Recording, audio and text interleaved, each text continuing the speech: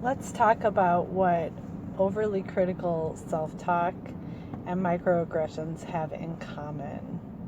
First of all, they both happen regularly. Second of all, they involve language that is built around stereotyping and judgment, snap judgments, flash judgments. Third, there's usually very little space in between the impulse to speak hypercritical self-talk to ourselves and the impulse to judge somebody that we see by using microaggressive language that's built on stereotyping and judgment. When we are going to have a negative thought about ourselves or about somebody else, oftentimes the impulse comes up and just as quickly the action happens. So there's very little space in between the impulse and the action. And all of that is signaling. It's kind of like telling us that in the nervous system of the person who is either talking negatively to themselves or talking in a stereotyping and judgmental way about somebody else, that they have they're sort of in a place in their nervous system that doesn't have a lot of elasticity. It doesn't have a lot of movement. It's kind of a place where there's, maybe that's not true that it doesn't have a lot of movement or elasticity. It's a place where there's not a lot of tolerance.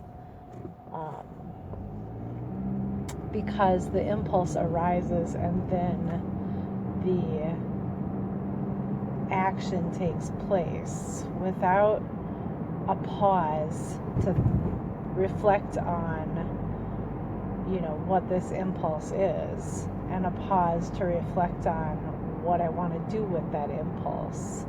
What do I want to do with that information? What kind of insight can I glean from this information that my system is giving me? And when we don't have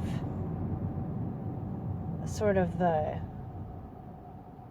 space available between impulse and action, we can end up taking actions that then snowball into unintended consequences very quickly. Because when one action gets taken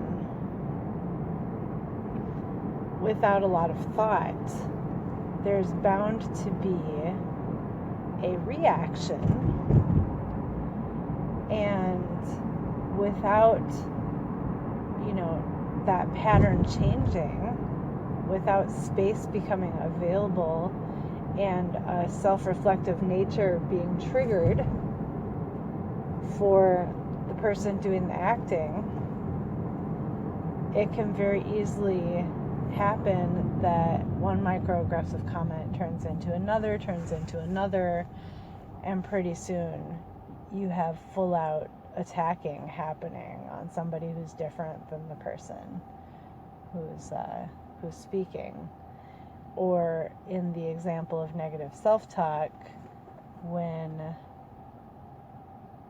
one negative thought or a thought rooted in negative self-regard pops up, it can lead very quickly to another and another and another, and before you know it, we can find ourselves in this kind of snowball cycle of negative self-talk. And in that snowball cycle of negative self-talk, there's very little distance between the words and the beliefs. So again, we're in this place where there's not a lot of space, not a lot of reflection happening, not a lot of actual kind of pause and consideration happening. And so the snowballing that happens internally is that we move very quickly from repeating words and phrases against ourselves that hold a negative connotation to believing that those words and phrases are true. And then we make meaning out of that.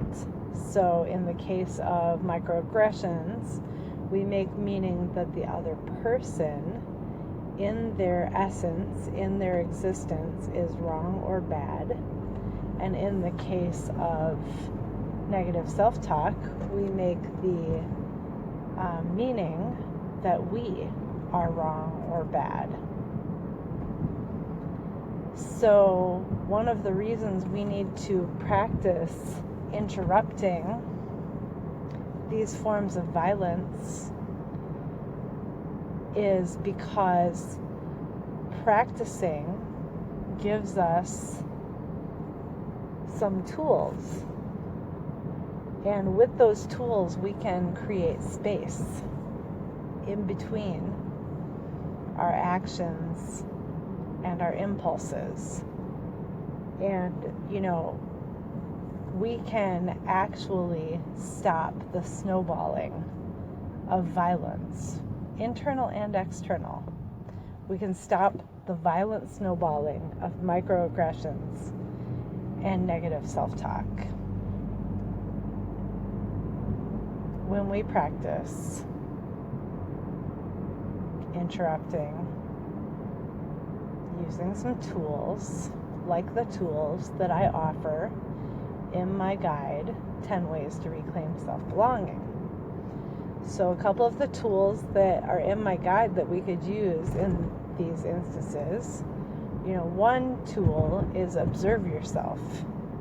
One tool is, really just take a moment to try to catch yourself in the flow of those overly critical thoughts. And if it's helpful, use a recording device or a writing utensil or your computer keyboard or smartphone keyboard to make a record of what those thoughts are, what those words are that you're choosing to use against yourself. Because simply by writing them down, in taking the action of writing them down, you're slowing that process down enough that you're actually catching the thoughts and creating a little bit of space around them. And that slowing down means you'll be less likely to jump to action, belief, and meaning. The same is true with other people.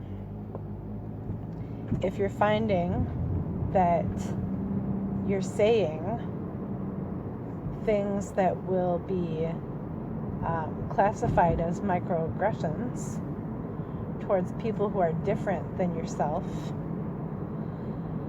if you've whether you've been called out on those things or called in on those things, or you have just caught them yourself and kind of sat back with a little bit of shame and, horrified feeling that came out of your mouth, well, that's a great opportunity again to slow down the process by writing them down or recording them.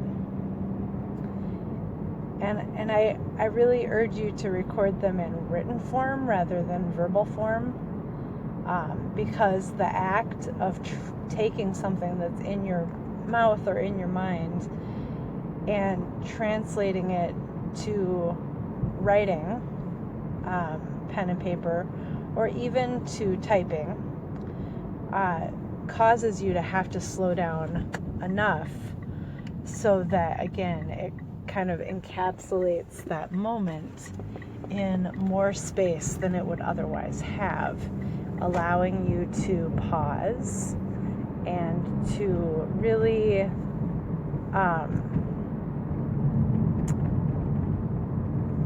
see, feel, and sense the impact of those words.